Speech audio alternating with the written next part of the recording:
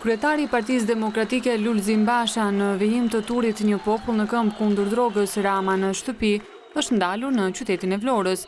Nga ky qytet Basha ka ftuar sërish shqiptarët që të premte në orën 11 në bulevardin dëshmorët e kombit t'i përcjellin Europës mesazhin se shqiptarët janë pro saj dhe kundër drogës. Me lëvizjen tonë të premten ne do të çojmë një mesazh të fuqishëm edhe për integrimin, duke i thënë Europës se shqiptarët janë europianë në dinjitet dhe se narkotrafikantët janë një realitet i papranueshëm dhe që shqiptarët janë vendosur ta shporin nga Shqipëria bashkë me përgjegjësin që i solli ata në krye të vendit.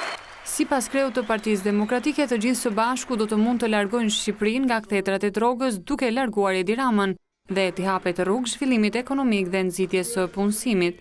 Situata ekonomike në Shqipëri është shumë e rëndë. Papunësia është ulur këmbkryq si asnjëherë më parë dhe nuk ka asnjë dritë në fund tunelit.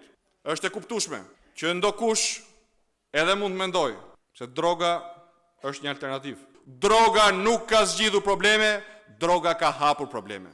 Është një rrezik i cili i kalon kufit e të majtës apo të djathtës, sepse fatkeqësia pllakos mbi kombin si tër dhe jo mbi parcelat partijake dhe politike.